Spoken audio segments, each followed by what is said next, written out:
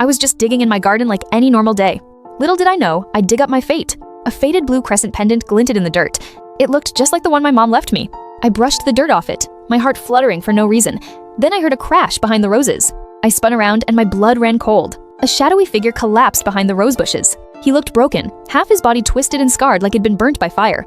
Then his eyes fluttered open blood red, just like the monster my dad warned me about. Half his body was twisted beyond recognition, covered in old scars. This wasn't just a man, it was a beast. I tried to run, but my feet wouldn't move. It was like I was glued to the ground. My dad's voice rang in my head. Beware beasts with blood-red eyes. They'll destroy everything you love. I stared at him, and he stared back. It wasn't just anger I saw in those eyes. It was recognition. His hand twitched like he was trying to reach for me. I wanted to scream, but my throat was dry. My breath came in ragged gasps. I was just a sheltered human girl, and I was trapped with a monster. The roses cast shadows over his twisted body, making him look even more terrifying. I wanted to hate him, to run as far as possible, but something held me back, like I was meant to find him. His chest rose and fell in shallow breaths. He was hurt, badly. But was he dangerous? Or was he the one in danger? The sun filtered through the leaves, casting dappled light on us. For a second, he didn't look like a monster. He looked like a lost soul. My pendant felt heavy against my chest, like it was trying to tell me something, a secret I wasn't ready to hear. My dad's warning echoed again. Stay away from blood-red eyes. They'll take everything from you. But I couldn't leave him there to die. So I took a step forward, into the unknown. I didn't know it then, but that step would change my life forever, for better or for worse. I dragged the monster to my porch, my muscles screaming with every step. He was heavier than he looked, half his body twisted by some dark curse. I tried not to stare. Something about that twisted flesh made my skin crawl. My hands shook as I reached for the damp cloth on the porch table. I didn't know why I helped him, something just pulled me to it. I pressed the cloth to his arm wound, expecting nothing but a groan. But then impossible. His skin started to stitch itself back together. I froze, staring like I'd just seen the dead walk. His weak hand wrapped around my wrist, warm, familiar, like we'd met before. I looked up, and his blood-red eyes locked with mine, no anger, just recognition. My pendant burned against my skin, like it was trying to warn me. I tried to pull away, but his grip, weak as it was, wouldn't let go. He wasn't just a monster, he was broken, and I couldn't leave him to die. My heart warred with my fear. This was the monster my father warned me about. I sat down beside him, still shaking, trying to make sense of it all. His breathing was shallow, like he was clinging to life by a thread. His forehead burned with fever hot enough to scald my skin. But when I pulled away, the healing stopped, like my touch lost its magic. I was so confused. Why could I heal him? And why did I want to keep trying? I had no clue then that this monster would shatter every truth I knew. The small cut was gone, like it never existed at all. My pendant glowed faintly, like it was tied to his curse somehow.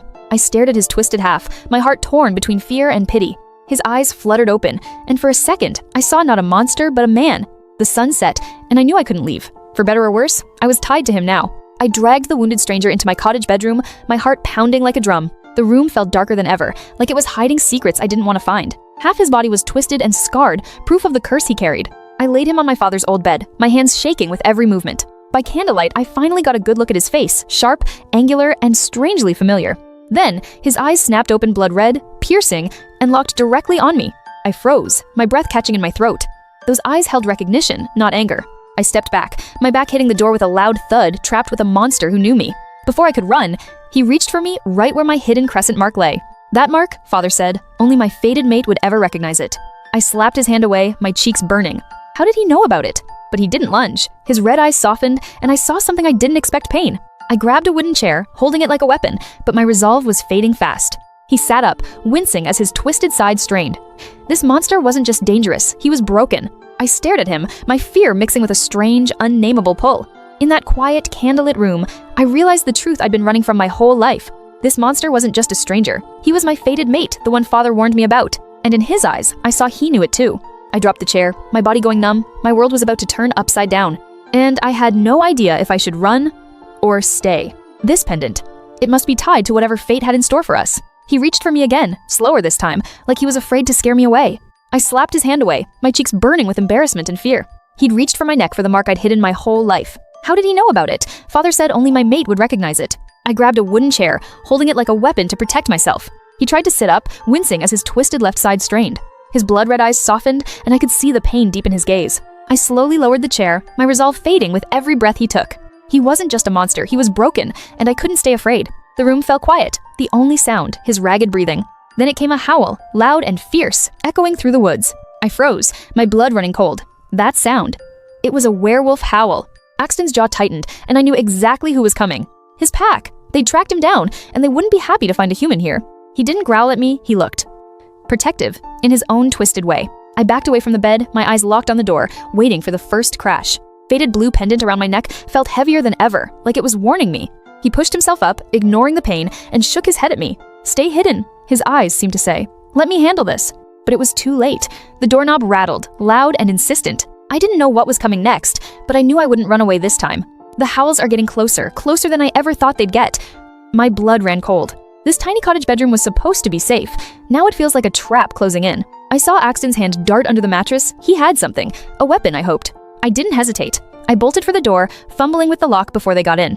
I squeezed myself behind the bed, trying to make myself small.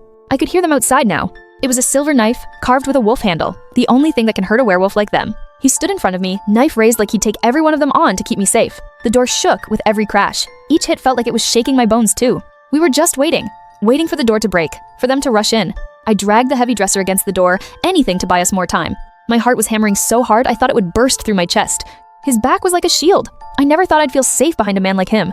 Through the crack in the door, I saw their shadows. Big, twisted, hungry.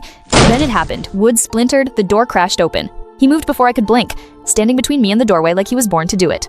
They poured in, growling, their eyes glowing red, but Axton didn't flinch. His red eyes burned with rage. He wasn't just fighting for me, he was fighting for every part of himself too.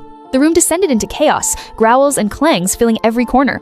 I clutched the sheets so hard, my knuckles turned white. I didn't know what to do, just watch. He swung the knife, and I heard a yelp. Silver does hurt them, bad. He moved like he'd done this 100 times, every strike hitting true. I couldn't just hide anymore. I had to help him, even if I didn't know how. I stood up, my legs shaking, but my mind set. I was going to fight for him too. I grabbed a wooden stick from the corner. It wasn't silver, but it was better than nothing. I ran towards the fight, stick raised. For the first time, I wasn't just a girl hiding. I was a fighter. The door splintered open, and there stood Scott, hands raised, signaling he meant no harm. Axton growled loudly, shoving me behind him and raising his knife to defend us. Scott didn't fight back. He just said the pack was falling apart without Axton. I peeked out from behind Axton, my heart pounding as I listened to his words. But Axton didn't look at Scott. His red eyes locked on me, and my breath caught in my throat. In his blood-red eyes, I saw something I never expected: hesitation, and something softer. My hand pressed to my chest, my heart racing faster than ever. Was he really choosing me over his pack? Scott's amber eyes filled with frustration. The pack needed their alpha, and time was running out. Slowly, Axton lowered his knife. His posture relaxed, and I knew what he was going to say. He turned fully to me, ignoring Scott entirely, and my heart felt like it might burst. I could feel my face heating up, my resolve fading with every look he gave me. Scott sighed and shook his head, realizing Axton wasn't going anywhere. He reached for me, his fingers trembling slightly, and I didn't pull away. I lifted my hand slowly, my own fingers shaking as I moved toward his. Scott left without another word, and in that moment, nothing else mattered but him. When our hands touched, a jolt shot through me, warm, familiar, and impossible to deny. He stepped closer, his voice soft as he spoke, and I knew I was in too deep to turn back. The blue crescent pendant around my neck glinted faintly, like it was trying to tell me something. I leaned into him, letting myself forget the monster my father warned me about, at least for now. The door clicked shut behind Scott, and in that quiet room, I knew my life would never be the same again. Dawn broke, and I snuck to the kitchen, determined to heal the broken man hiding in my cottage. He was still half-twisted by the curse, too proud to ask for help. Every scar on his twisted side told a story of pain I couldn't imagine. I carried the soup carefully, my hands shaking a little. What if I hurt him instead? I set the bowl in front of him, holding my breath for his reaction. His red eyes locked on the bowl, and I wondered if he'd trust me enough to eat. His good hand reached for the bowl, but his twisted left hand twitched like it had a mind of its own. He took a slow sip, and for a second, the tension in his shoulders eased. Then, his left hand twitched just a tiny movement, but my heart skipped a beat. That twitch, could it mean my presence was actually healing him? I pressed a hand to my chest, my heart racing with a hope I hadn't felt in years. He kept eating, and I could see the tension seeping out of his twisted frame. For the first time in who knows how long, he was letting someone take care of him. I stood, inching closer to check if the twitch had been real, or just my imagination. And then it happened again. His left hand twitched, more clearly this time. I wasn't imagining it. My presence was healing him. I could fix him. He set down the bowl, his eyes locking with mine, and for a second I saw vulnerability, not a monster. He lifted a hand, like he wanted to touch me, but stopped himself, afraid he'd hurt me. In that quiet kitchen, something shifted between us, something that felt like hope. I glanced down at my pendant, wondering if it was the key to breaking his curse for good. I stepped into the overgrown garden, never guessing this afternoon would shatter everything I knew. The red roses bloomed wild, sharp thorns hidden beneath their soft petals. I plucked the perfect rose, my fingers brushing the velvet petals carefully. When I turned, I almost dropped it. Axton stood there, closer than I expected. He wasn't stumbling anymore. His steps were steady, his gaze fixed on me. I stared at his legs, shocked how much he'd healed since I found him. I walked toward him, the rose warm in my palm, my heart racing for no reason I could name. I lifted my hand, trying to tuck the rose behind his ear like I'd practiced in my head. He flinched like no one had ever touched him gently before, like he expected pain. My hand froze, embarrassment burning my cheeks. I should have pulled away, should have run. But then he looked up, and his blood-red eyes softened, no anger, no cruelty, just something else. He leaned in so slowly I could count the faint freckles on his nose. Before I could think, his lips brushed mine quick, tentative, gone almost before I felt it. I stood frozen, the rose slipping from my hand to land in the dirt. My heart pounded so hard I swore he could hear it through my cotton shirt. I should have pushed him away. I should have screamed, should have hated him with every fiber of my being. But when my fingers touched my crescent pendant, the truth hit me like a punch to the gut. This pendant didn't just heal him, it was tying me to him in ways I couldn't escape. I wasn't just healing the monster who killed my mother, I was falling for him. The sun dipped below the trees, and I knew my old life was gone forever. Tears burned my cheeks as I stood there, torn between love and blood-soaked revenge. He reached for me, and against every instinct, I didn't pull away. Our hands tangled together, warm and calloused, and I knew I was trapped by a curse, by love, by fate. The first stars came out, and I wondered if I would ever be able to forgive either him or myself. The rose lay forgotten in the dirt, just like all my good intentions. Night fell in that tiny cottage, and I couldn't stop staring at this old pendant of mine. He'd been standing by that window for hours, not saying a single word to me. When he finally turned around, I could barely believe my eyes. His cursed half looked better. I didn't know what to say, so I just held out my hand to him. He took a slow step toward the bed, like he was afraid to scare me off. When his scarred fingers wrapped around mine, I felt a warmth I'd never felt before. He sat down beside me, his body still tense, but not as brutal as before. I didn't overthink it, I just leaned my head against his shoulder. He didn't pull away instead, he rested his chin on top of my head, like he needed this too. He started whispering something in my hair, so quiet I could barely catch any words. I strained to listen, but the words were lost in the soft rustle of hair and candlelight. But I didn't need to hear them to know what he meant. His voice held so much sadness and hope. In that tiny, messy bedroom, for the first time, I didn't feel afraid of the monster my father warned me about. The candles flickered, casting long shadows that looked like they were dancing around us. I gave his arm a soft pat, like I was telling him it was going to be okay. He covered my hand with his, holding on like he was scared I'd vanish if he let go. I looked up at him, and I realized this wasn't just about fixing his curse anymore. His red eyes weren't full of rage anymore, they were full of something I almost dared to call love. Moonlight slipped through the window, wrapping around us like a soft blanket. And that old pendant? It glowed brighter than it had in years, like it knew something I didn't. I let my eyes drift shut, feeling his slow, steady breathing against my hair. Waking up on Axton's chest, I thought our quiet happiness would last forever. Then I spotted it, the wolf-shaped scar on his neck, a mark I couldn't ignore. His blood-red eyes fluttered open, and he gave me that soft smile I'd grown to love. We leaned in, our kiss soft and full of all the quiet promises we'd made. But then my gaze landed on that small wooden box on the nightstand. Something about it made my stomach twist with a strange cold fear. When I opened it, my blood ran cold, a silver knife with a wolf handle. It was identical to the one my father said killed my mother. All the warmth, all the happiness shattered in an instant. Axton reached for me, but I stepped back, my heart breaking into a million pieces. I couldn't believe it. The man I loved was the monster who took my mother from me. The cottage bedroom that felt like a sanctuary now felt like a prison of lies. He looked so hurt, so confused, but it didn't change the truth. I ran out the door, not looking back, afraid I'd crumble if I saw his face again. The door closed behind me, and I knew nothing would ever be the same again. I ran through the garden, tears blinding me, the knife still burning in my hand. I collapsed against a tree, gasping for air, my whole world turned upside down. The faded blue pendant around my neck felt heavier than ever, a reminder of all the lies. The woods felt endless, like I'd never escape the truth I'd just uncovered. I thought I knew him, but I was just a sheltered girl who fell for a monster's lies. As the sun set, I had to make a choice, revenge, or the love I couldn't let go of.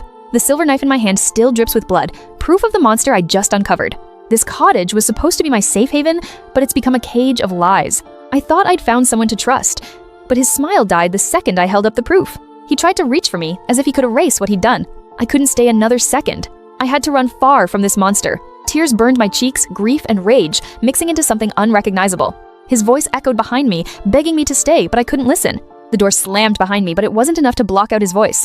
I didn't look back, not even once. Every step was farther from the monster I'd loved. I gripped the knife tighter, as if it could protect me from the truth I'd uncovered. The forest blurred around me as I ran. Anywhere was better than that cottage. I risked one glance back, half expecting him to be chasing me, teeth bared. The pendant my mother left me felt heavier than ever. Was it all part of his lie too? Each step hurt, but I couldn't stop meant facing what I'd lost. The path stretched on and on, but I didn't care where it led. Anywhere was safe now. As the anger faded, I was left with nothing but confusion. How could I have been so wrong? I collapsed against a tree, gasping for air. My legs could carry me no farther. I found a small clearing and collapsed there, finally letting myself breathe. The knife's blood was dry now, but the stain it left on my heart would never fade. I had no idea where to go next, but I knew I could never go back to him. I ran as fast as I could through the woods, the silver knife still in my hand. Branches tore at my arms, but I didn't stop. I had to get away. Every scratch burned, but nothing hurt more than the truth I'd learned. My legs burned, my lungs screamed. I thought I was free until I heard it. A howl, deep, raw, full of pain. It was Axton. He was coming. My blood ran cold. I thought I'd escaped the monster, but he was closer. I looked wildly for a place to hide. The woods felt like they were closing in. My legs gave out. I collapsed against a tree, gasping for air. I dug my fingers into the dirt, trying to steady myself. I couldn't let him find me. My chest heaved. I could barely breathe. The howl came again, closer this time. I strained my ears. Then I heard footsteps, not wolf steps, human. A figure stepped from behind a tree. It was Scott, Axton's beta. I tensed, ready to run. But he didn't come to fight. He held out a tattered scroll, his face serious. He walked slow and careful. "You need to know the truth about Axton's curse," he said. My blood ran cold again. What could be worse than knowing he killed my mother? He unrolled the scroll, a crescent wrapped around a wolf, the curse mark. I stared at it, mind racing. What did this have to do with me? With my mother? Scott began to speak, and every word shattered everything I thought I knew. The curse wasn't just on Axton. It was tied to me, to my mother. My pendant grew warm. This was all a plan, my mother's twisted plan. Scott looked at me, softening. "You're the only one who can break it." But how? What did I have to do? I sat there in the forest, clutching my pendant, dreading the truth Scott was about to tell me. Scott stood across from me, his face grim, ready to unravel every twisted secret. The symbol on that scroll, it matched the one etched into my pendant exactly. My pendant wasn't just a trinket, it was tied to this dark curse all along. I couldn't believe it. My own mother had orchestrated this twisted fate for us. Scott told me what happened after Axton killed my mother Selena in battle. Selena wasn't just a witch, she was a woman consumed by rage and vengeance. In her final moments, she cursed Axton, warping his body with dark magic from beyond the grave. The curse twisted half his body, turning him into the monster everyone feared. But her cruelty didn't end there. She bound us as fated mates to torture him even more. I was just a pawn in her sick game, designed to make Axton suffer for eternity. I felt sick to my stomach. I'd been manipulated my whole life by my own mother. And now, his curse was getting worse. It was eating him alive from the inside out. Scott said if I didn't act fast, Axton wouldn't survive the next full moon. My heart was torn. Revenge for my mother, or saving the man I loved? My pendant was the only thing that ever calmed his pain, even just a little. He begged me to go back to Axton, to try to save him before it was too late. In that moment, I knew my choice. I couldn't let him die, not like this. I ran not away from him, but to him. I had to try to save the man I loved. When I found him, he was barely conscious. His curse had taken hold even deeper. His skin was cold, his breathing shallow. I could feel his life slipping away with each breath. When my hand touched his forehead, his body twitched like he knew I was there to help. Tears streamed down my face. I couldn't let my mother's hate take him from me too. I grabbed the scroll. There had to be a way to break this curse, to save him.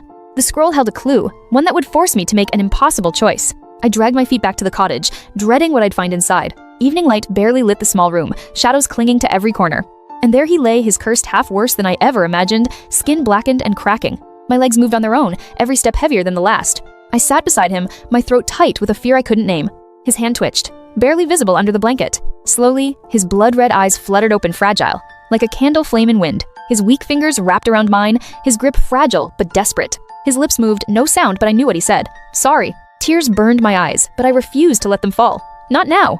I pressed my hand to his forehead, his skin burning like fire beneath my fingers. The cracks on his skin seemed to glow faintly, like the curse was alive. I fumbled for the cup on the nightstand, my hands shaking so bad I almost dropped it. My hands wouldn't stop shaking from fear, from anger, from something else I couldn't name. I stared at him and something shifted in me. I wouldn't let this curse win.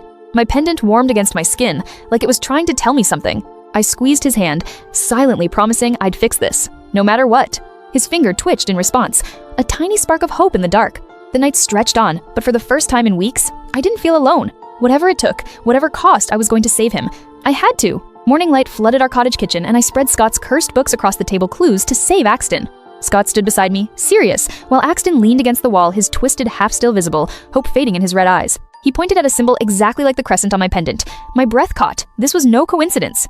I grabbed my pendant, holding it up to the scroll, my heart hammering, praying this was the key to breaking his curse. And then it glowed faint, warm light spreading from the crescent. Axton's red eyes flickered with a spark of hope. The light wrapped around my fingers, warm and alive proof this pendant was more than just a keepsake. Scott leaned in, his voice low. It's reacting. Your pendant is connected to the curse, maybe to the cure too. Axton's red eyes held a flicker of hope he hadn't shown in weeks. I had to help him hold on to it. I flipped through the books frantically, searching for more clues, anything to turn that hope into a cure. That's when my fingers brushed something tucked between the pages, a tattered note in Father's messy handwriting. I pulled it out, my hands shaking. Father had hidden something from me, something about the curse's true cure. Scott's amber eyes widened as he saw the note. He knew whatever was written would change everything. The words blazed across the page, twisting everything I thought I knew about the curse and about my mother. My blood ran cold as I read. The true cure wasn't what I expected, it was something far more twisted. I looked up at Axton, his red eyes full of trust. How could I tell him what the cure required? His twisted hand lay on the table, a constant reminder of the curse I'd vowed to break.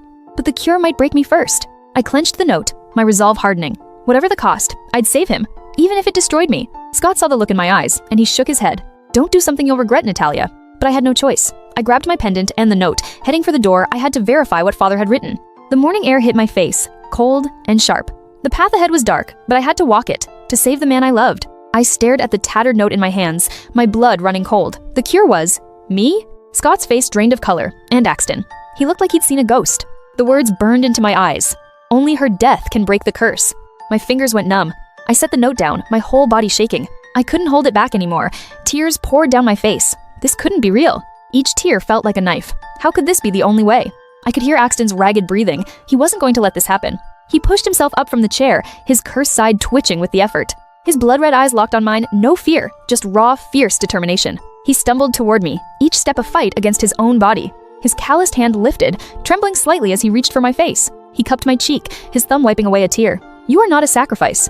I stared at him, tears still streaming. But the note, his voice was rough, but unshakable. I will not let you die. Not for me. Not for anything. I glanced at Scott, and for the first time, I saw a flicker of hope in his eyes. I grabbed his wrist, my grip tight. Then what do we do? How do we fix this? He covered my hand with his touch warm despite his cursed skin. We find another way. Together. The note fluttered slightly in the kitchen draft, but I didn't care anymore. We had each other. We weren't just 3 people in a small cottage. We were a team. And we weren't going down without a fight. For the first time in hours, I felt a spark of hope. We would find a way. I knew we would. We looked out at the dark woods together. Whatever was out there, we'd face it as one. I thought we'd finally escape the curse's grasp, but the night had other plans for us. After all we'd survived, Axton still carried the weight of his past mistakes. The pendant I'd worn since childhood suddenly burned hotter than fire against my skin. When his hand reached for mine, I thought he'd anchor me back to calm. For one brief second, I let myself believe we might actually be okay. Then the pendant erupted with blue light, searing my palm like molten metal. I gasped, icy dread coiling through my veins as a cold voice echoed in my head. It wasn't just Axton's curse. My mother had tied it to me this entire time. Black tendrils of shadow coiled from the pendant, wrapping around my wrists like living chains. Axton lunged forward, but an invisible wall of magic threw him back against the bed. I could feel her, Selena, my mother, her will overriding my own. My muscles locked up, my voice sounding wrong as I spoke words that weren't my own. She hadn't just cursed Axton, she'd been using me to finish her twisted plan all along. Axton screamed my name, but his voice sounded like it was coming through thick water. The room went cold as the curse pulled me off the bed, suspending me in the air. A mark like Axton's old curse started burning through my clothes, searing into my skin. Axton grabbed his sword, ready to break the hold no matter what it cost. I fought back, my fingers digging into the pendant as I tried to reclaim control of my body. When his sword struck the barrier, it cracked, sending a shockwave through the room. For a second, I could see clearly this wasn't the end. I wasn't going to let her win. The curse's hold broke, and I fell into Axton's arms, gasping for air. The pendant clattered to the floor, finally silent for now. We held each other tight, both of us knowing this wasn't truly over. But as I looked at the glowing mark on my wrist, I knew the curse would come back for us. The pendant burned my hand like fire, its glow turned from warm to deadly in seconds. I scrambled to yank it off, flinging it away like it was cursed metal, and maybe it was. Axton tried to grab it only to jerk back, his skin blistering from the same cursed heat. Scott burst through the door, his usual sass replaced by pure panic. He screamed that the pendant wasn't just hurting us, it was feeding the curse, making it stronger by the second. I watched as its light twisted the air around it. This thing was eating our life force. It used to heal him. Now it was going to destroy both of us. Scott said if we didn't stop it, the curse would consume everything in this cottage, including us. Fear melted into resolve. I knew what I had to do, even if it killed us. I didn't yell it. I just said it, quiet and final. We have to destroy it. Axton looked at me, and I saw it in his eyes he trusted me, even if this was our end. We held hands, our pain mixing into something stronger. Whatever came next, we'd face it together. The pendant's glow flared, blowing out half the candles in the room. The curse was growing impatient. I stared at that glowing piece of metal, knowing it held the fate of everything we had left. I walked toward it slowly, each step feeling like it could be my last. Its blue light bathed my face, and I thought about all we'd been through to get here. The air felt thick with dark energy, you could almost taste the curse in the room. I held my hand over it, ready to do what had to be done.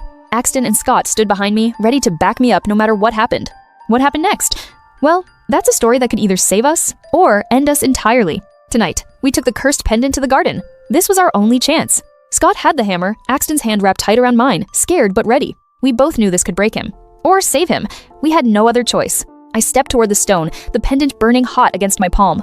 The moon hung bright, like it was watching every second of our gamble. That crescent mark had caused so much pain, so much loss. I had to end it. I raised it high, my arm shaking. This was the end of my mother's twisted plan. Axton's hand clenched tight, like he could feel the magic shifting in the air. Scott tensed, ready to step in if I couldn't finish what we started. I swung. The pendant crashed against the stone with a deafening crack. Then the light exploded bright blue, so bright it burned my eyes. The pendant shattered into a million pieces, each glowing like a tiny star. Axton gasped, a sound of pain and relief all at once. Then his eyes rolled back. He collapsed, his body going limp in the grass. My blood ran cold. I ran to him, my scream stuck in my throat. No, this couldn't be happening. Scott was by my side in an instant, his face white with fear. I pressed my fingers to his neck, begging for a pulse, any sign of life. The curse was broken, but at what cost? I couldn't lose him like this. Then faint, so faint I saw his finger twitch, just a little. A spark of hope flared in my chest. Maybe we hadn't lost everything. I wrapped my hand around his, holding on with every ounce of strength I had. The moon kept shining like it was waiting to see if we'd survived our gamble. I pressed my ear to his chest, listening for a heartbeat. Please, please let him be alive. Then I heard it a faint, steady thud, and his eyes fluttered open just a little. The blinding light finally faded. And there he lay, still as death. My heart stopped as I ran to him, fearing the worst had happened. I pressed my fingers to his neck, praying for any sign of life. Then I felt it a faint, steady pulse beneath his skin. A wave of relief washed over me. He was alive. But when I looked closer, I saw something incredible. His cursed half was gone. The twisted, scarred flesh had vanished, replaced by smooth, unmarred skin. His face, once twisted with pain, was calm in unconsciousness. I struggled to lift him, his body heavy but whole for the first time. With all my strength, I guided him toward our cottage, desperate to get him to safety. The cottage door creaked open as I half-carried him inside. I laid him gently on the old wooden bed, his breathing soft and even. As I tucked the blanket around him, a faint mark caught my eye on his chest. I froze as I recognized it. It matched the crescent pendant I'd worn my whole life. I reached out, my fingers brushing the mark that linked our fates. Our bond was stronger than I ever imagined, written into our very skin. But as I watched him sleep, questions filled my mind. How had this happened? What did this mean for our future? I held his hand, vowing to protect him no matter what came next. Little did I know, our journey was far from over, and bigger dangers awaited. Just as I drifted into a half-sleep, his fingers twitched faintly. I leaned forward, my breath catching in my throat. His eyelids fluttered, as if he was fighting to wake up. My heart raced. Would he remember me? Would he know what had happened? Then his eyes opened, those blood-red irises locking onto mine. Morning light spills in, and I cling to Axton's cold hand, praying he'll wake. This castle was meant to be our safe haven, but he's still trapped in darkness. The door creaks, and Scott steps in, his face tight with unspoken worry. I turn, already dreading the words I know he's come to say. The pack's waiting for their alpha, but right now, he's just my Axton. He sets down a bowl of soup, steam curling up small, fragile hope in this quiet room.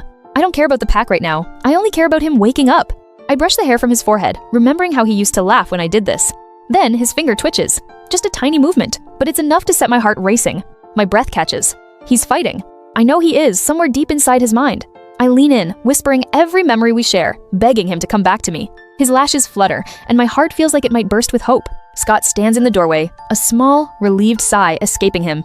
I grip his hand harder, letting him feel my presence, my love, my unwavering hope. The room feels warmer now, like the light itself is rooting for us too. Tears roll down my cheeks, but they're tears of hope, not despair. I tell him we have a life to live, a pack to lead, a future waiting for us. I rest my head beside his hand, waiting, watching, never leaving his side.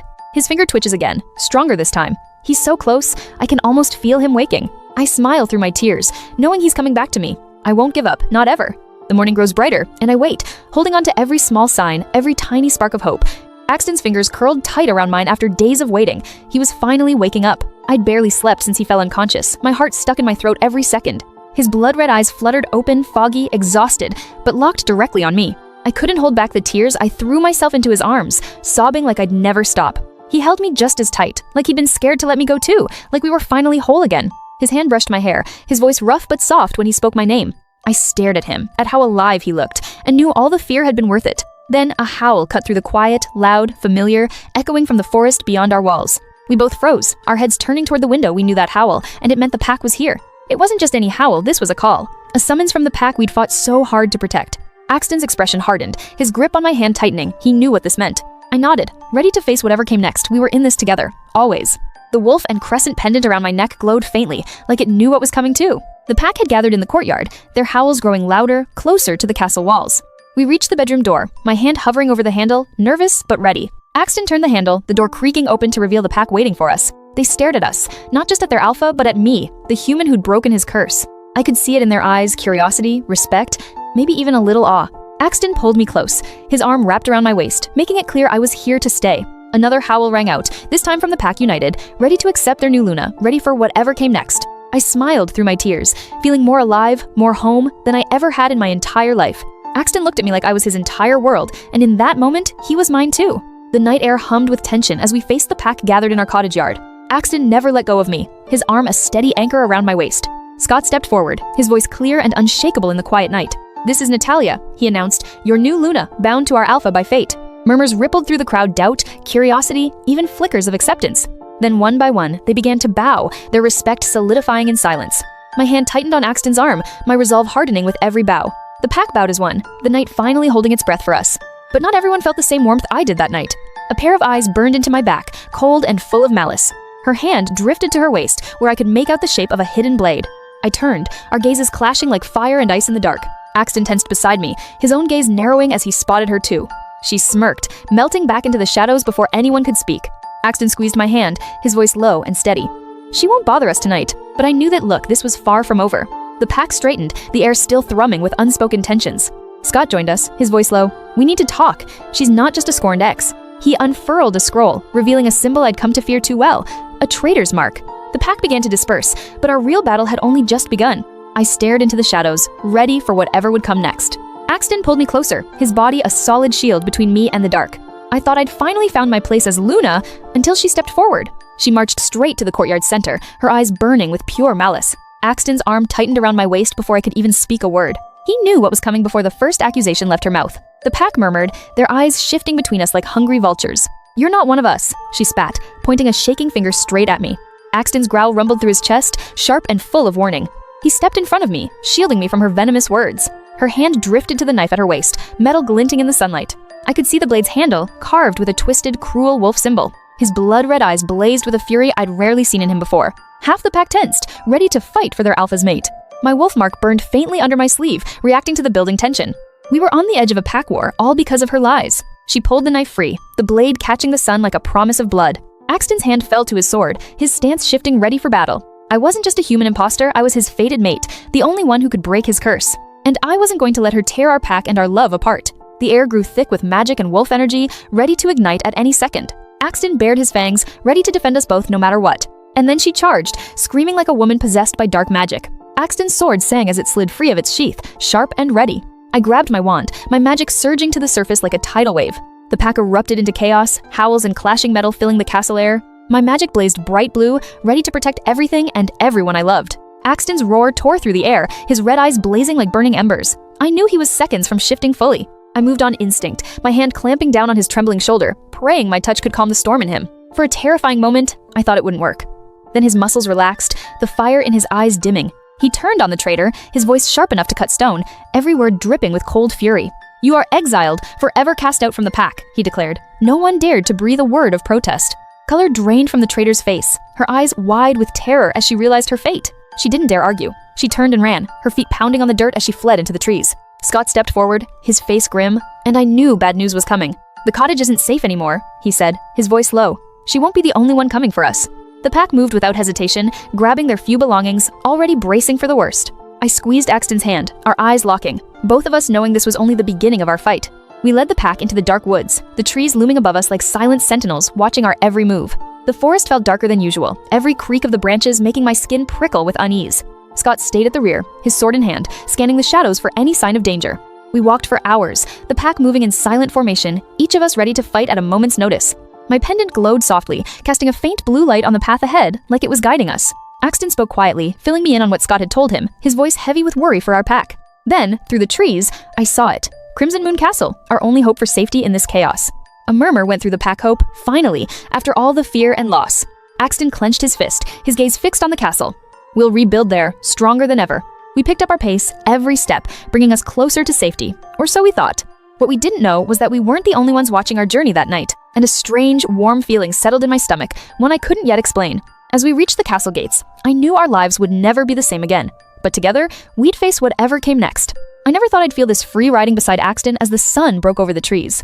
The pack followed close behind, their forms dark against the pink and orange dawn. Axton's calloused hand closed around mine, warm and steady as we rode.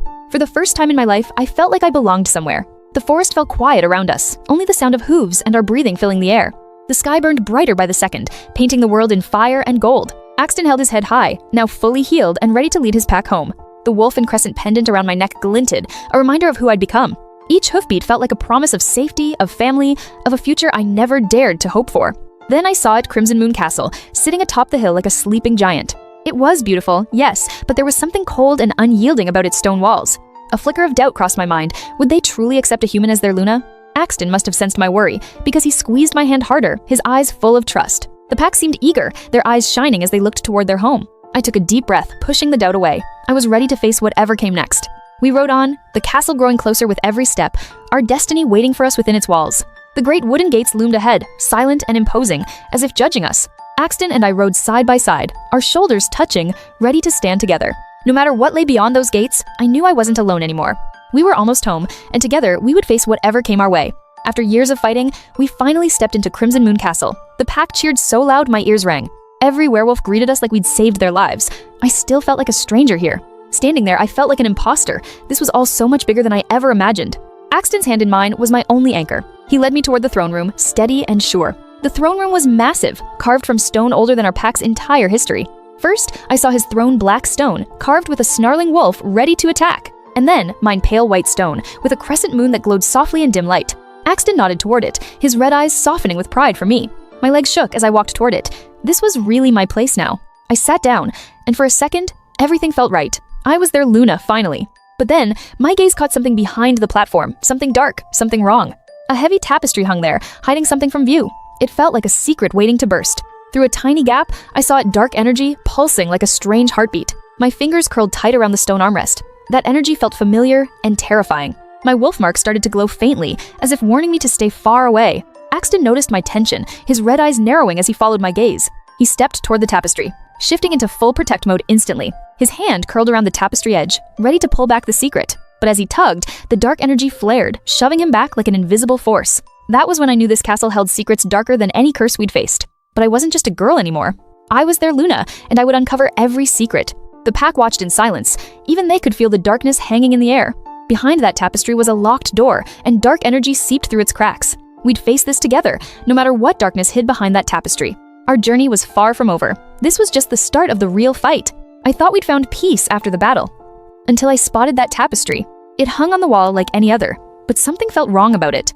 When I turned to ask Axton, I froze. His face was twisted with terror. He wouldn't meet my gaze. Whatever was here scared him more than any enemy. I demanded answers. What was hidden behind that wall? When he stayed silent, I made my move. I grabbed the tapestry and pulled. The fabric slid away, and my breath caught. A heavy iron door was hidden here. It was old, rusted, and clearly made to keep something trapped inside. Axton finally moved, pulling a small key from his pocket. His hand was shaking. He didn't speak, but his actions said enough. This door held a dark secret. The lock turned with a loud groan. I could feel the air grow colder. We pushed the door open together, and a wave of hit us. It was the stench of blood, and something worse, pure, raw fear. The dungeon stretched out before us, walls covered in scratch marks. This place was no ordinary prison. Dried blood stained the stone floor. Whatever happened here was brutal. Axton stayed close behind me. I could feel his tension growing with every step. Then I saw it, a shadow in the deepest cell, huddled against the wall. I stepped forward, heart racing. Who was trapped down here? Axton called my name, voice cracking. I could tell he knew exactly who was there. The figure lifted its head, and my blood ran cold. I recognized those eyes. This wasn't just a prisoner. This was a ghost from Axton's past, and it wasn't dead. Two alphas, bound by blood and broken by betrayal, this fight was inevitable. Kale's claws extended, sharp, and ready to tear his own brother apart. I channeled my magic, blue light swirling around me to intervene. Axton roared back, his own red eyes glowing with matching fury. The dungeon felt like it would explode with rage and magic filling every corner. Kale's roar echoed one last time before he launched himself at Axton. Axton didn't flinch. He met Kale's charge head-on, claws clashing. I sent a wave of blue magic toward them, trying to separate the two brothers. We stepped into the dungeon, and the air felt thick with something dark and dangerous. Torchlight lit up scratch-covered stone walls, proof of horrors locked away here. In the shadowy corner, a figure huddled someone we thought was long dead. Axton froze. That figure. It was his older brother, Kale. We'd all mourned Kale. No one knew he was trapped down here this whole time. Kale's chains clinked as he moved, his eyes glowing that familiar red. When he lifted his head, his eyes burned with a hatred I'd never seen before. With a roar, he snapped his chains like they were made of thin paper. He stood tall, roaring so loud the dungeon walls shook. Axton shifted to his wolf form, stepping in front of me to protect us. The walls shook, stones falling as his rage filled every corner of the dungeon. He stormed toward us, his body crackling with dark, cursed energy. I gripped my crescent wand, ready to use every bit of my hybrid power. His eyes locked only on Axton. This hatred was personal, and it burned bright. I thought I was about to die. Kale's cursed wolf form lunged straight for me, claws bared. Then, Axton moved faster than lightning, shoving me out of the way to take the blow. Kale's claws raked across his side, his wolf form started to fade right before my eyes. He collapsed to the ground, human again, blood seeping through his tattered clothes, weak from the curse and wound. I grabbed a burning torch from the wall, hands shaking, ready to fight to save the man I loved. His blood-red eyes fluttered open, barely focused on me, and my heart shattered in that moment. Kale stood there, still surrounded by dark energy, a cruel smirk stretching across his face. I gripped the torch so tight, my knuckles whitened, terrified but refusing to back down. His wound wouldn't stop bleeding, and his body started to twitch. He was dying right in front of me. I inched closer to him, torch held out to keep Kale back, desperate to find any way to help. His hand twitched slightly, like he was trying to reach for me, but he had no strength left. Kale started to advance again, dark energy coiling around his claws, ready to finish us both off. I stepped in front of Axton, holding the torch high, refusing to let Kale take him from me. The torch's flames danced across my face, and I realized I had no idea how to save him. Axton lay there, barely breathing, blood pooling around him, and I felt completely helpless. Kale laughed, cold and cruel, knowing I had no way to fight back against his dark power. I stood my ground, even though I was shaking inside, ready to die before letting him hurt Axton more. Then I saw his chest rise and fall. Barely he was still alive, and I knew I had to find a way. But Kyle didn't wait. He charged at us again, dark energy exploding around him. I closed my eyes, ready to take the hit, hoping somehow it would buy Axton time to survive. I thought we'd won, but Kale was ready to finish Axton off right there. I didn't think twice, hurling the torch straight at him to buy us time. The torch hit his fur, and the stench of burning hair filled the dungeon instantly. He howled in agony, flames clinging to his fur, and bolted for the exit. I didn't watch him run. All I cared about was getting to Axton in time. Axton was barely conscious, his cursed half looking worse than ever as I reached for him. His red eyes flickered up at me, filled with a fear I'd never seen in him before. Just when I thought we were alone, Scott burst in, his face white with shock. He didn't hesitate, rushing over to help me lift Axton's weakened body. Together, we half-carried Axton out of that cursed dungeon, his weight almost too much to bear. The castle halls felt endless, every step a struggle as we headed to the healer's chambers. My hands shook, not from the strain, but from fear we might be too late. We finally reached the healer's door, Scott banging so hard his knuckles turned white. The healer opened the door, her face going pale as she saw how bad Axton was. We laid him down gently, like he might break if we moved him wrong. I reached for his chest, needing to feel his heartbeat, to make sure he was still with me. But what I felt made my blood run cold. His cursed mark was glowing, bright and hot against my palm. The mark burned brighter, pulsing like a heartbeat, a sickening reminder the curse wasn't gone. The healer leaned in, her voice barely a whisper. The curse is back, stronger than before. I held his hand, staring at that glowing mark, wondering how we'd ever break this curse for good. And then, I thought we'd beaten the curse, but Axton's pain was just getting started. The healer's grim face told me everything. This wasn't just an injury. That cursed mark on his chest glowed brighter. It was growing stronger. I couldn't lose him. I had to find the only thing that could fix this for good. The healer said it was hidden in the castle, Selena's grimoire, the key to breaking the curse forever. Selena's grimoire wasn't just a book, it held the power to undo her curse for good. I moved through the castle halls, every sense on high alert, every step quiet. I had to find that book before Axton's strength faded completely. Then I saw him, Kale, standing in the shadows, watching me. His eyes glowed with that same dark hunger. He wasn't here by accident. He stepped forward, and I knew exactly what he was after. He wanted the grimoire too, for his own twisted, power-hungry plans.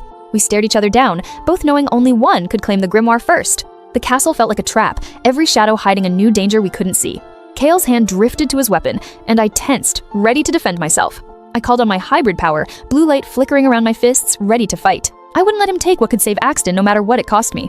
The air crackled with tension, neither of us daring to make the first move. I thought of Axton, pale and weak, and found the courage to act first. I had to reach the library first, before Kyle could block my path. I sprinted down the hall, ignoring Kale's shouts echoing behind me. The castle's corridors blurred past me as I raced toward the library doors. I knew where the grimoire was hidden, somewhere only Selena would dare to keep it. The library doors loomed ahead, and I prayed the grimoire was still inside, waiting. One twist of the handle, and I'd be one step closer to saving the man I loved. The castle library held more secrets than I ever imagined, and I was determined to find them. Scott stood beside me, lantern in hand, as we searched the dusty shelves together. That's when my fingers brushed something odd, a loose bookshelf panel hidden in plain sight. With a soft creak, the panel shifted, revealing a dark, hidden compartment behind it. Scott held up his lantern, and the glow revealed something that made my blood run cold. It was Selena's grimoire, her dark spellbook, bound in black leather with a crescent moon carved on the cover. I reached for it, my fingers trembling, knowing this book held the key to so many answers. The The moment my fingers touched the cover, a chill ran through me, a warning I should have heeded. The library door crashed open, and the sound made every hair on my neck stand on end. It was Cale Axton's cursed brother, his red eyes glowing with pure malice as he stared right at me. He lunged toward me faster than I could blink, his claws extended to strike. I stumbled back, slamming into a bookshelf as I tried to avoid his attack. Scott reacted instantly, sword drawn, standing between me and the cursed werewolf. For a frozen second, we stared each other down, the entire library holding its breath.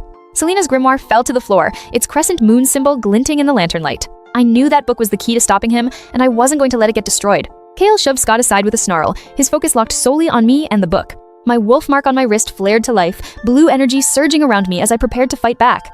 I unleashed a wave of blue energy, slamming into Cale and stopping him in his tracks. Scott took advantage of the opening, charging at Cale as I grabbed the grimoire, ready to finish this. I thought I was doomed, but the grimoire blazed to life, wrapping me in blue light. Cale froze mid-strike, his eyes widening. He could feel the power surging through me. I didn't hold back, I let the magic flow, blue light crackling in my palm. The energy wave slammed into him, sending him reeling backward with a roar. He crashed into the bookshelves, books raining down like a chaotic storm. Scott lunged at me, grabbing my arm. "We have to run, now," he shouted. The grimoire burned in my hand, its light growing brighter by the second. My wolf mark on my wrist flared to life, matching the grimoire's blue glow. We sprinted through the library, shelves blurring past us as we fled the chaos. I could feel it. My power was now tied to the curse, our fates woven together. We burst through the library doors, leaving Cale trapped under the fallen shelves behind us. The grimoire glowed in time with my mark. We were no longer separate. We were one. We ran through the castle halls, blue light still clinging to me like a second skin. I could feel it deep in my chest. Our fates were no longer my own to control alone. We reached the castle stairs, and I knew our fight was far from over. We stumbled back to the healer's room, Axton hanging on by a thread. The last of Selena's curse was still tearing him apart from the inside. I grabbed Selena's grimoire, our only chance to break this for good. The final spell required a sacrifice, my blood, my power, my everything. I didn't hesitate for him. For us, I'd risk it all. I sliced my palm open, warm blood welling up instantly. I let my blood fall onto his chest, the magic already starting to hum. The grimoire flared to life, blue light wrapping around us both. I chanted the incantation, every word burning into my soul. Axton arched back, his body convulsing as the curse fought back. For a second, I thought we'd failed, that the curse would take him anyway. Then, the mark vanished. The curse was gone forever. I broke down laughing, crying we'd done it. We were free. We held hands, finally able to breathe without fear weighing us down. But our relief was short-lived. Something was wrong outside the castle walls. My wolf sense flared danger, lots of it, heading straight for us. It was Cale. He'd rallied an army of rogues, come to finish what he started. They outnumbered us 10-1, but we weren't going to back down. I grabbed the grimoire again, ready to fight for our home, for our future. Axton sat up, his strength returning. This time, we'd fight together. Whatever came next, we'd face it together. No more curses, no more secrets, just us. The courtyard hummed with tension, but I stood tall beside Axton, ready to claim my place as Luna. Scott stepped up, laying out all the ways Axton had changed how he'd left his brutal past behind. Some still hesitated, but I could see flickers of hope they wanted to believe in the new Axton. I stepped forward, voice ringing clear. I was their Luna, and I'd fight with them, not just lead them. Axton's voice boomed. We weren't just a pack, we were a family, and we'd stand united against any threat. His hand settled on my waist, a silent promise we'd face whatever came together. Cheers erupted through the courtyard for the first time. I truly felt like I belonged here. The moment felt perfect, like we could take on anything. But I should have known, peace never lasts long. A low, guttural roar cut through the air, one that didn't belong to our pack. Cale's army emerged from the trees, twisted and dark, and they were coming straight for us.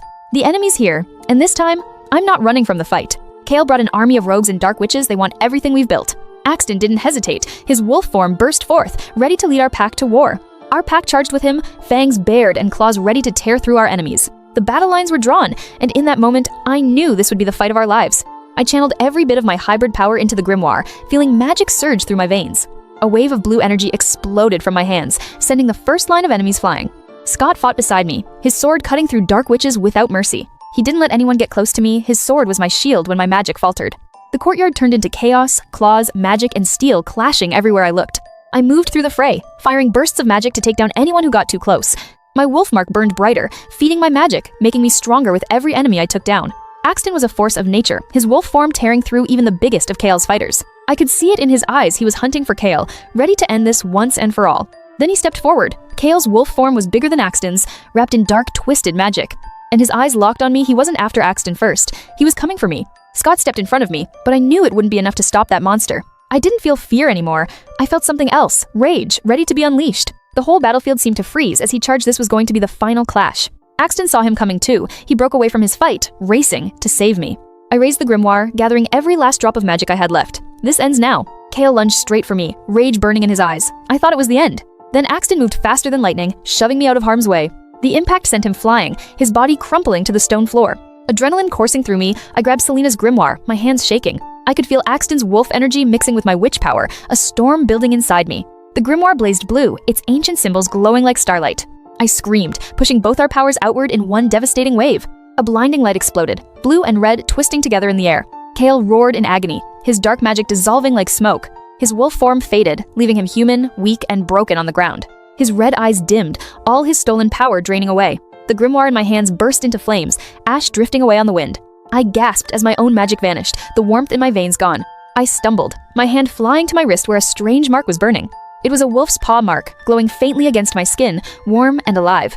I stared at it, my mind racing. What did this mean? Behind me, Axton stirred, pushing himself up with a groan. We were both bruised, both changed, but we were alive. The pack cheered, their howls mixing with our ragged breaths. But I knew this wasn't the end. The mark was just the beginning. Tonight, a mark on my wrist changed everything I thought I knew. I was just a sheltered human. Or so I believed for years. Axton's voice cut through the silence, heavy with a truth I wasn't ready for. Before I could process, urgent knocks shattered the fragile calm. Our world was about to shatter all over again. I could feel it. He told me Selena wasn't just a witch, she was a werewolf too.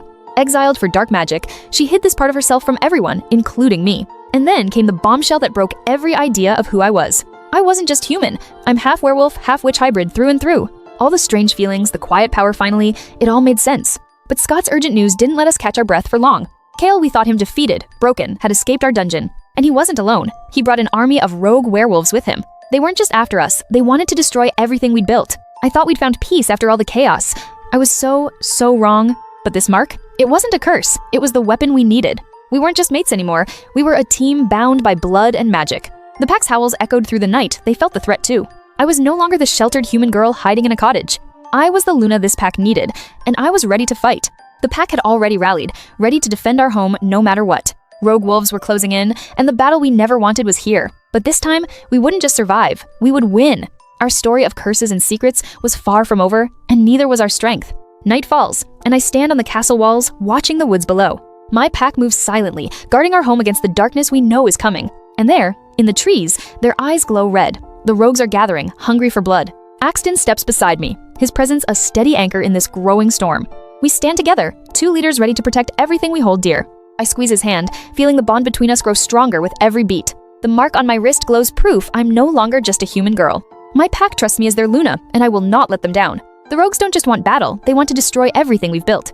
I used to fear the dark, but now I am the dark's worst enemy. This is no longer just my fight, it's our fight, and we will win.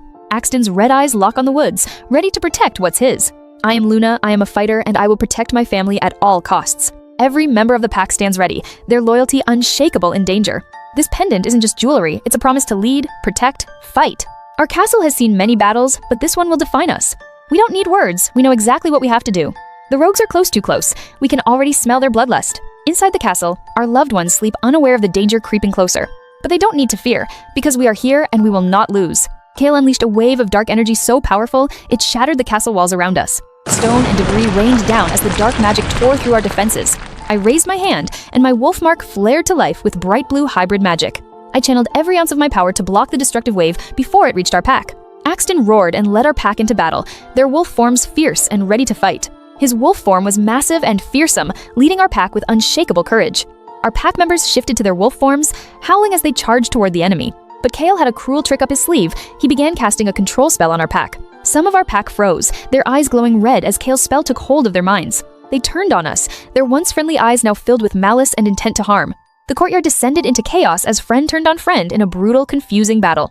I felt my heart break, but I knew I had to find a way to break Kale's terrible spell. Kale stood at the center of the chaos, laughing as his spell destroyed our pack's unity. I clenched my fists, summoning all my blue magic to fight back against his dark power.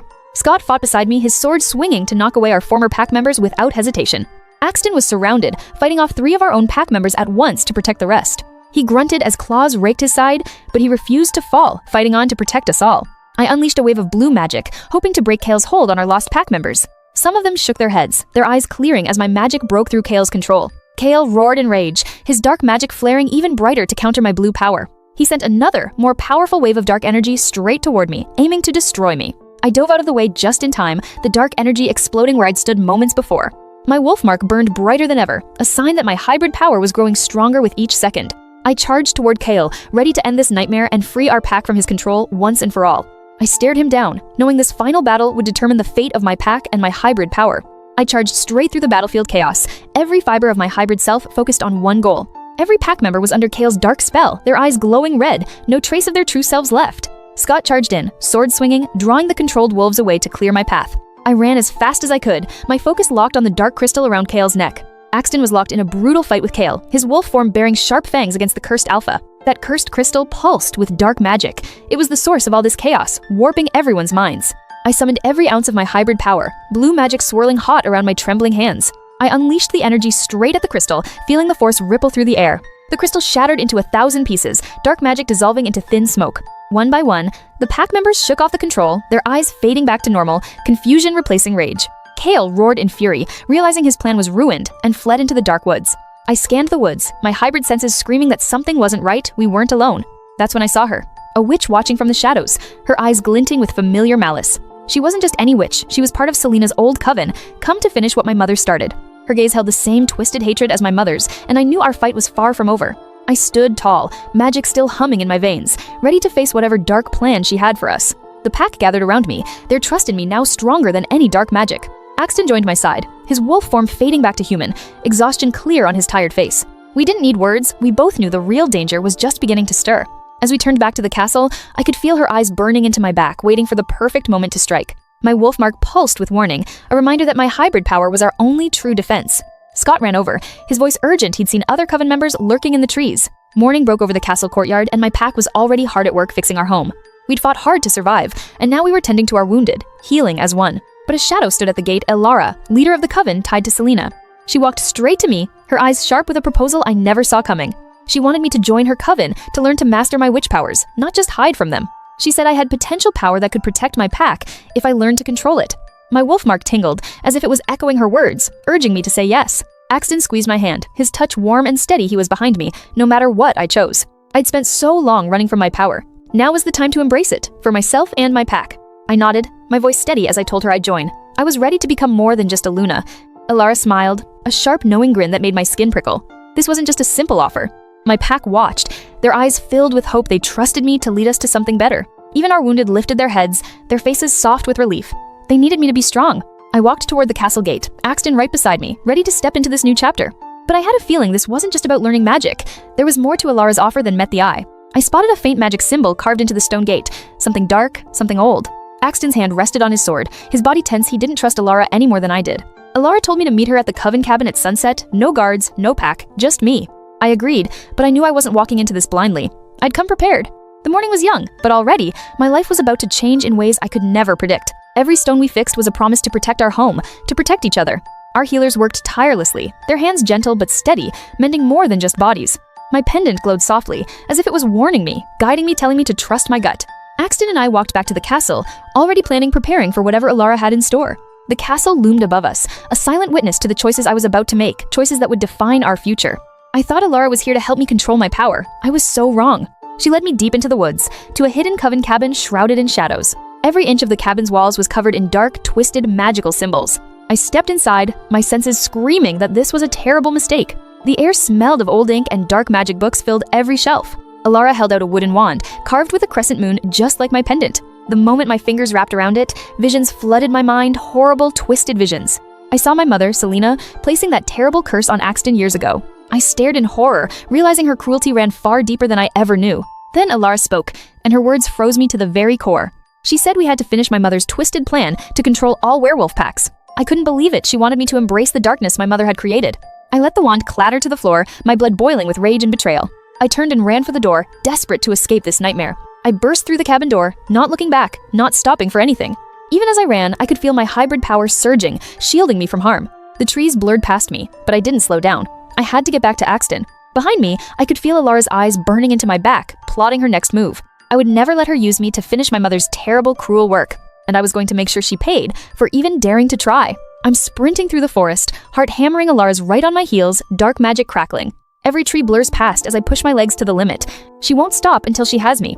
Her dark energy lashes out, barely missing me. I can feel it burning the air around me. I risk a glance back, her eyes glow with malice. I have to run faster, or she'll catch me. Through the trees, I spotted the Crimson Moon Castle, my only chance for safety. A deafening roar splits the air. Axton, in his wolf form, crashes into Alara, knocking her back. He's fighting with every ounce of strength, shielding me from her dark magic attacks. She snarls in rage, retaliating with a wave of dark power. But Axton stands his ground. I can't stop to help him. I have to reach the castle, warn the pack of what's coming. Stone walls grow closer with every step. My legs burn, but I can't slow down now. At the gates, Scott waits, his sword drawn. He spots me and rushes to meet me. I skid to a halt, gasping for air. Scott grabs my arm, his face grim with urgency. He doesn't waste words. Alara's allied with Kyle, he says. They're here to destroy the castle and us. Inside the courtyard, the pack's already arming up. Werewolves shift, witches ready their spells. Every face holds determination. They're ready to fight for our home, no matter the cost. My wolf mark glows brightly on my wrist. I'm not just a hybrid, I'm their Luna, and I have to lead them. I step forward, voice ringing out. We won't let them take what's ours. We fight together as one pack. The pack roars in agreement, their cries shaking the courtyard. Their courage gives me new strength. The sky darkens as storm clouds roll in. The final battle is about to begin, there's no turning back now. I lock my gaze on the forest edge, ready for what's coming. We will win no matter what it takes. Scott stands beside me, sword at the ready. Together, we'll lead our pack through this final fight. From the trees, they emerge Alara and Kale, surrounded by dark magic and rogues. The fight is here. Tonight, we finish what my mother started. Alara's army is here, and I'm not running. They think they can crush us, but they don't know what I've become, half wolf, half witch, all fury. Axton's right beside me. We've faced curses and betrayal. This is just another fight we'll win. My wolf mark burns hot. It's not just my power anymore, it's the pack's too. Axton shifts his wolf form towering, ready to tear through their lines. The battle starts now. They charge, snarls, and shouts tearing through the night, but we don't flinch, we fight back. I raise my wand, sending blue energy surging toward Alara. Her shield won't hold forever. The energy hits her shield with a deafening crash. She smirks, but I see the strain. The pack links their power to mine. Blue light wraps around us, growing brighter with every heartbeat. Our power merges stronger, brighter, unbreakable. I can feel it. Her shield will fall. Cracks spiderweb across her shield. Alara's smirk fades, fear flashes in her eyes. It shatters. Shards of dark magic scatter through the air. Alara stumbles back, stunned. She can't believe it. Her perfect defense broken by a hybrid and her pack. I stand tall, wand still glowing. The pack roars. We didn't just win a fight. We won back our home. Axton's roar shakes the courtyard. The rebels hesitate. They know they can't win now. But Alara's not done. Her hand rises, dark magic swirling around her. This isn't over, not yet. I raise my wand again, ready for whatever she throws at us. We've come too far to fall now. Her army wavers, some already starting to run, but Alara's magic grows darker. Something's wrong. My mark burns hot again, warning me. Alara's magic isn't just for attack, it's something far worse. Axton and I stand together, ready to face whatever comes next. Whatever she has planned, we'll stop her together. Alara got away, and Kyle was dying right at my feet. I didn't know his final secret yet. The battle was over, but the worst part was just starting. Everyone watched, silent and tense. His eyes were full of regret as he struggled to speak. I leaned in, desperate to listen. I moved closer, trying to hear his weak words. What he said next shook me to my core. He said Selena didn't just curse Axton. She cursed him, too. He had no choice but to do evil. He trembled as he spoke, explaining he was forced to hurt people. I couldn't believe it. I felt my chest tightens. All this time, he was just another victim of Selena's curse. He started to apologize, voice breaking. He said he was sorry for everything he'd done. Then his eyes closed, and his breath stopped. He was gone, finally free from the curse. I placed my hand on his chest. His heart had stopped beating. The battle truly was over now. The courtyard went silent. No one spoke, all of us mourning the man who'd been forced to be our enemy. Just as I thought it was over, my wand started to glow. A bright blue light wrapped around it. A searing pain hit my chest. I looked down, and there it was, a curse mark like Selena's, glowing on my skin. It was the exact same symbol as the curse scroll. Selena's curse wasn't gone, it was bound to me now. I felt the curse's energy pulsing through me. Selena's plan wasn't finished. She was still controlling me. I stumbled to my feet, refusing help. I had to stay strong, even as the curse burned. The mark grew brighter, the pain getting worse. I knew this was only the beginning of a new nightmare. Everyone watched me, their faces full of worry. I was their leader, but now I was cursed too. But I wouldn't let Selena win. I'd break this curse, no matter what it took, for all of us. I raised my wand, ready to fight this new curse.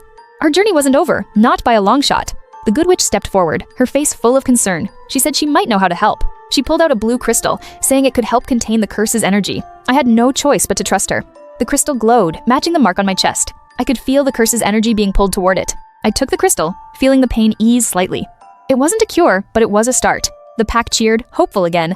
We had a way to fight now, but I knew the real battle was still ahead. Early morning, Axton and I stepped into the castle's secret tunnels, ready to uncover the truth. But the tunnels were filled with deadly traps. Every step could be our last. My wolf senses flared to life, picking up on danger I couldn't see with my eyes. I led the way, my senses screaming to watch every shadow. And then we found the hidden chamber we'd been searching for. Inside, the grimoire glowed on a stone pedestal, our last hope to break the curse. I reached for it, my heart racing with hope. But that hope triggered a trap spikes shot from the walls. Before I could react, Axton shoved me out of the way. The spikes pierced his side, he took the hit meant for me. I hit the ground, watching as pain ripped through him. But when I looked at the grimoire, my hope shattered. The final spell demanded the one thing I couldn't bear to lose, my power. To save Axton, I'd have to give up the wolf and witch inside me. I placed my hand on the book, my choice made. But the chamber started to shake, we didn't have much time. I helped Axton to his feet, clutching the grimoire tight. I could feel my power fading, already starting to slip away. We stumbled out of the chamber as the tunnels crumbled around us. No matter what it cost, I was going to save him, even if it meant losing myself. I stood before my pack, holding the grimoire that would change everything forever. Every wolf, every witch, all watching, waiting for the choice I'd already made. Blue light exploded from the pages, burning away the power I'd fought so hard to control. The wolf mark on my wrist faded, and with it, the part of me that wasn't fully human. The grimoire crumbled to ash, my magic gone like it never existed. But as my power died, Axton's wounds healed, his body whole again.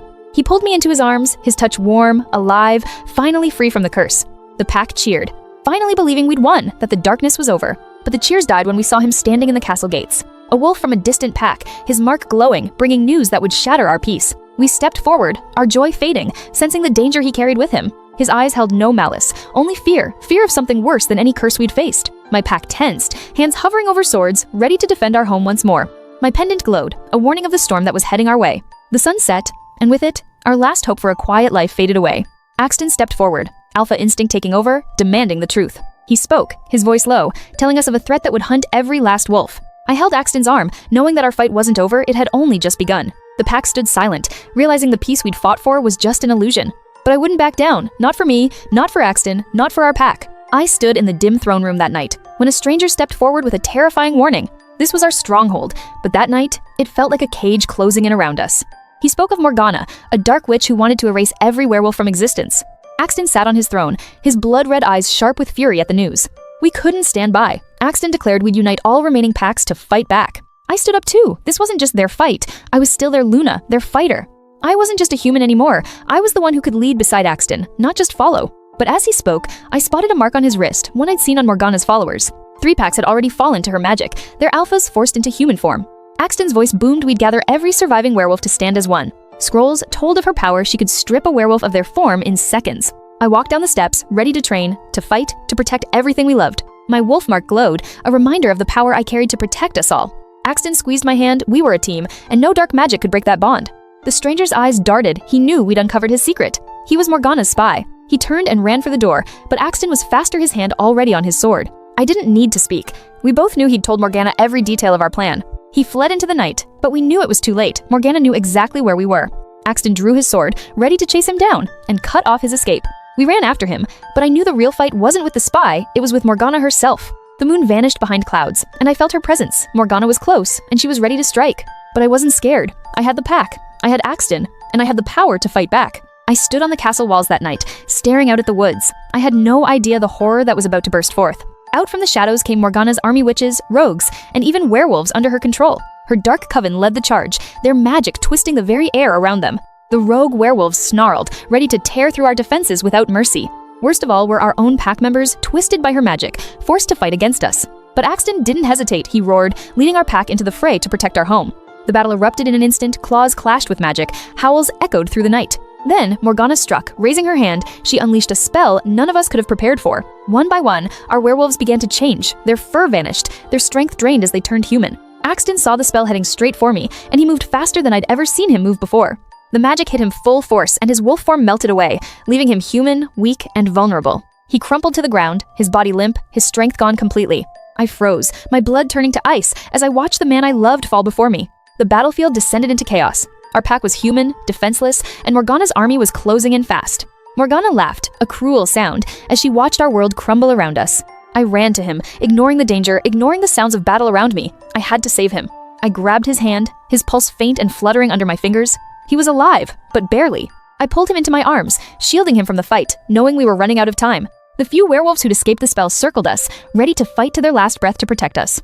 Morgana's army moved closer, and I realized we might not survive this night unless I found a way to fight back. Then, I felt it, the wolf mark on my wrist, glowing, waking something powerful deep inside me. I stood up, the magic surging through me.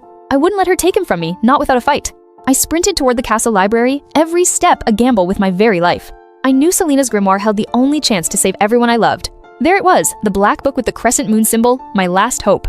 I raced to the desk, my hands shaking as I opened it to the final page. The spell made my blood run cold my life in exchange for their survival. I didn't hesitate. This was the only way, no matter the cost. I chanted the incantation and blue light erupted around me, warm and powerful. My wolf mark blazed to life, my hybrid powers were back, stronger than ever before. I could feel it, my half-wolf, half-witch power fully awakened, coursing through every vein. I burst out of the library, racing toward the courtyard to end Morgana's reign of terror. Morgana stood there, surrounded by dark energy, thinking she'd already won. I unleashed every ounce of my power, sending a wave of blue energy straight at her. Her dark magic shattered, vanishing into thin air as she screamed in agony. I ran to Axton's side, my fingers trembling as I checked his pulse. It was steady, he was alive, he'd survived the attack. But Morgana wasn't finished yet, even in her defeat. She laughed, her voice cold and cruel. "The curse isn't fully broken," she spat. My heart dropped. Was there still more darkness waiting for us? But I wasn't the same girl anymore. I'd face whatever came next, no matter what. We'd won this battle, but I knew our journey was far from over. We had a long road ahead, but we'd face it together, hand in hand. The pack looked at us with hope in their eyes, finally free from fear. Morgana was taken away, no longer a threat, but her words lingered in the air. Dusk fell over the castle, and our future was uncertain, but we were still together. Whatever curse remained, I'd break it. For Axton, for the pack, for myself. The morning sun filtered in, and Axton finally opened his eyes. We had a promise to keep. We swore we'd break the curse once and for all, no more shadows over us. A sharp knock shattered the quiet. Scott's voice held urgency, not good news. He said alphas from other packs were here, wanting to ally with us. I started to stand, but a searing pain burned through my chest. My mother's curse mark was glowing, bright and angry, not dormant like we thought. The curse wasn't broken. It was waking up, feeding on my hybrid power. My vision blurred, edges going dark. My body felt heavy, like lead in my veins. I could hear Axton shouting my name, but his voice sounded far away. My legs gave out, and the floor rushed up to meet me. I grabbed the bed for support, but my strength was fading fast. Axton's face doubled in my vision, his words unrecognizable now. He caught me just in time, his warm arms wrapping around my shaking body. The curse's blue light filled the room, twisting every shadow around us. I could feel consciousness slipping, the curse's pull too strong to fight. Scott stood frozen in the doorway, realizing the curse wasn't done with us. The mark burned hotter than ever, like it wanted to consume me from the inside out. Axton yelled for Scott to get help, his voice cracking with fear. Scott ran in, but I was already too far gone, the dark closing in. The last thing I felt was Axton's grip tightening, then nothing but darkness. I thought my time was up as I collapsed into Axton's weak arms, my vision fading fast. I could hear the presence of other pack alphas, but I was too weak to lift my head. These powerful leaders weren't here to fight, they were here for something else. Slowly, they surrounded us, their steps heavy with purpose. I feared the worst until they raised their hands in unison. Golden light erupted from their palms, warm and ancient, wrapping around us like a blanket. The energy flooded into my chest, burning away the last traces of my human weakness. The old mark on my wrist flickered and vanished, my human side was gone for good. In its place, a wolf mark blazed to life, blue and bright proof. I was now a permanent hybrid. I sat up, stronger than ever, as Axton stared at my wrist in disbelief. The alphas bowed, they'd accepted me as one of their own, a true hybrid leader. Then, a familiar figure stepped out from the trees, someone I thought I'd lost forever. His wrist bore the same wolf mark, he wasn't just my human foster father. He walked toward us, and Axton's eyes widened with recognition. Axton gasped. This was his uncle, thought dead for years, the brother of his father. He'd hidden his true identity to protect me all these years, lying about everything. Our wolf marks glowed in unison, we were family bound by blood and fate. The alphas bowed again, welcoming back their long-lost leader. I could feel the power coursing through me, ready to protect everything I loved. But we knew this was just the beginning. Darker threats were still out there, waiting. I stared into the woods, knowing our true battle was yet to come. My mark flared brighter, a warning that danger was closer than we thought. I froze when I saw him in the courtyard, someone I thought was long gone. It was Nicholas. But he wasn't just my foster father anymore. My feet moved on their own, racing toward him like chasing a lost dream. I threw my arms around him, too many questions bursting in my chest. He held me tight, like he was protecting me from all the darkness we'd faced. He finally spoke. "I'm Axton's father's brother. I've always been family." I gasped. All this time, he'd been family, not just a stranger who took me in.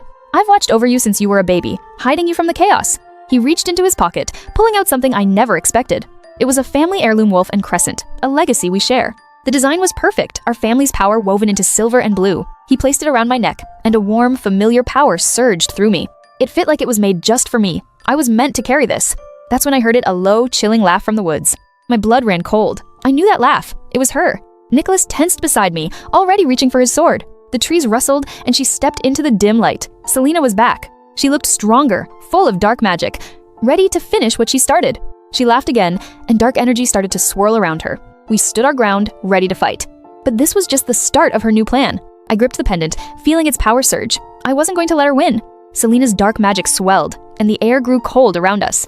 My wolf mark glowed, matching the pendant's light. Our power was merging. The pack rallied behind us, ready to defend our home from her darkness. But Selena just smiled wider. She had a twisted new plan we never saw coming. The night held a final battle. My mother stood before us, cloaked in dark magic. Axton and I stood united, our powers beginning to merge into something unstoppable. My wolf mark blazed bright, his alpha energy answering, weaving into one. We unleashed it, a wave of blue and red energy, screaming toward her dark magic. It hit her hard, her dark magic shattering like fragile glass. Her magic faded away, leaving only the broken woman underneath. For the first time, I saw regret in her eyes, not malice. She spoke, voice cracking, finally saying the words I'd waited years to hear. "I'm sorry." Then she fell, her breath fading, the dark curse finally broken for her too. As I knelt, I noticed something clutched in her cold hand, a scroll, just for me. I lifted it, my fingers brushing the worn paper, wondering what final secret it held. The familiar curse symbol stared back, but this wasn't a curse, it was a letter.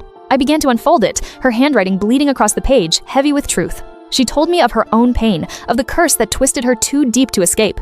Axton knelt beside me, his hand on my shoulder, silent support in the quiet night. Tears fell on the paper for her, for me, for all the years of pain we'd carried. We held each other. The scroll, a final bridge between my mother and me, the night finally at peace. The moon broke through the clouds, casting light on the end of one chapter and the start of something new. Her final words lingered. "Forgive me." And for the first time, I knew I could. We turned toward the castle, ready to leave the dark behind and step into the light together. Night in our castle bedroom. I found a letter from Selena, my mother's final message. Her handwriting was cold, sharp, just like I remembered her. She warned my hybrid power was too unstable. Overusing it would tear me apart. I felt my blood run cold. All that strength I used to protect us, it was a curse.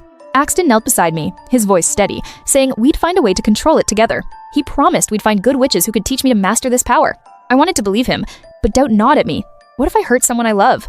She signed it with the same crescent symbol I'd worn my whole life. The moon shone through the window, casting blue light over everything like it was watching. I set the letter down, my hands shaking too much to hold it any longer. Then, a faint, tiny kick against my palm. I froze completely. I couldn't speak. Could it be real? Was I actually pregnant? Axton saw my face, and his eyes widened. He knew exactly what that meant. He placed his hand over mine, and we felt it together. Another soft, tiny kick. We were going to have a baby. A hybrid baby, just like me. All the fear vanished, replaced by something warm and bright in my chest. The blue crystal on the nightstand glowed faintly, like it was celebrating with us. My wolf mark glowed under my shirt, responding to the baby's growing power. Axton kissed my forehead, his eyes full of love and pure wonder. We lay there, listening to the baby's faint movements for what felt like forever. Outside, the castle was quiet, but I knew our world was about to change completely. And that change was starting right now, with this tiny, perfect life growing inside me. No matter what challenges came next, we'd face them together. As a family, my mother's pendant glowed, like she was watching over us, somehow.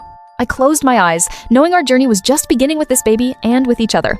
The castle courtyard's buzzing with our pack, and today, I have the biggest news of our lives. Every wolf, every witch in our packs gathered here, waiting for what I'm about to say. My hands are shaking. This isn't just news for me, it's for every single one of us. I cleared my throat and let the words hang in the air. Axton and I are having a baby. The silence lasted a heartbeat, then the courtyard exploded with joy. Wolves howled at the sky, their voices mixing with the witches' magical chants. The good witches wove their magic, and flowers burst from the stone at our feet. Petals drifted through the air, and I felt tears pricking at my eyes. I didn't realize how much I needed this, how much our pack needed this hope. Then I saw him, Nicholas, stepping through the crowd with a small wrapped gift. He held out a hand-carved wooden wolf, and my heart melted. "It's for the little one," he said, "our future alpha, our family's new hope." The pack cheered again, louder this time, as we held the little toy between us. Axton pulled me close, and I could feel his love radiating through every part of him. We're not just leaders, not just mates, we're going to be parents. I ran my fingers over the wolf's carved head, already imagining our little one holding it. The celebration went on, with wolves dancing and witches weaving more magic. I placed the wooden wolf on my belly, and for a second, I swore I felt our baby kick. Axton and I walked through the pack, every wolf and witch clapping as we passed. As the celebration reached its peak, I spotted a figure in the woods watching us, someone I didn't expect. She smiled and waved, and I knew she'd be important for what comes next. The castle garden felt calm that afternoon, but I had no idea what hope awaited me. A soft voice called out, and I turned to see a kind-faced witch I'd never met before. She said she was a friend of Nicholas, here to help me with something life-changing. As she walked over, my heart raced. What could she possibly know about me? She didn't beat around the bush. She knew about my hybrid power and the danger it held. My wolf mark had been acting up, sending jolts of power I couldn't rein in. She warned me my unborn baby was at risk. My power could hurt him if I overused it. Then, she pulled out this glowing blue crystal, her solution to keep us both safe. This crystal would absorb any excess magic, keeping both me and my baby safe from harm. I took it, feeling its gentle warmth immediately calm the jolts in my body. I placed it around my neck, my hand drifting to my belly to check on our baby. And just then he kicked, a strong, healthy kick that made my heart leap with joy. I looked up at the witch, my eyes filled with relief. He was okay. We were both okay. She smiled, nodding like she'd been expecting this little sign of hope all along. She told me she'd stay to teach me to control my power, to keep us safe until the baby arrived. I touched the crystal, feeling its steady warmth like a promise of constant protection. He kicked again, stronger this time, proof he was growing, healthy and strong inside me. In that moment, all my fear faded. We had a chance, all three of us. The sun began to set, painting the sky pink, and I knew everything was going to be all right. The witch walked off, promising to return at dawn to start my lessons in control. I stood there for a long time, just feeling my baby move, feeling the crystal's steady warmth. For the first time in so long, I didn't feel afraid. I felt ready to protect my little family. Moonlight floods our castle bedroom. This is where our wild journey pauses, for now. I'm curled up next to Axton, my belly swollen with the little miracle we created together. And right now, that little miracle's making his presence known, kicking like he's already ready to join us. Axton's warm hand finds my belly, his touch gentle, like he's holding something precious, which he is. We lie here, wrapped in moonlight, finally feeling safe, finally feeling free from all the curses. The blue crystal on our nightstand glows softly. It's our protector now, keeping my hybrid powers in check. I turn to look at Axton and my heart swells. He's not just my mate, he's my everything. He smiles back, that soft smile I never thought I'd see from the brutal alpha I first met. We lace our fingers together, and I whisper how much I love him, not just as my mate, but as the father of our child. Just then, our little one kicks again harder this time. Axton laughs, his chest vibrating against mine. This castle bedroom was once a place of secrets and fear. Now it's our sanctuary. Axton leans down, his voice soft as he talks to our baby, telling him he'll be a strong leader one day. The blue crystal hums against my chest. It's a reminder of how far we've come from cursed enemies to expecting parents. We hold each other tighter, letting the night wrap around us. For the first time in forever, I have no fears. Outside, the castle stands tall. It's no longer a symbol of tyranny, it's our home, our pack's home. I think about all the chaos we survived, curses, wars, betrayal, and now we get to have this, a family. Axton brushes a strand of hair from my face. We'll be great parents, he says. I know we will. Our little one kicks again, like he's agreeing, like he's ready to join this crazy, wonderful family we've built. The night grows quiet, but our hearts are loud, full of love, full of hope for the future. This is where our story pauses, but make no mistake, our journey isn't over. It's only just beginning. We look at each other, and I know, no matter what comes next, we'll face it together, as mates, as parents, as family. The stars shine bright above our castle. They're watching over us, just like all the loved ones we've lost along the way. Our hands stay laced together, a promise between us, a promise to always protect each other and our little one. I rest my head on Axton's chest, listening to his steady heartbeat. It's my favorite sound in the whole world now. So this is where we leave you for now, but keep watching, our story is far from finished. The best is yet to come.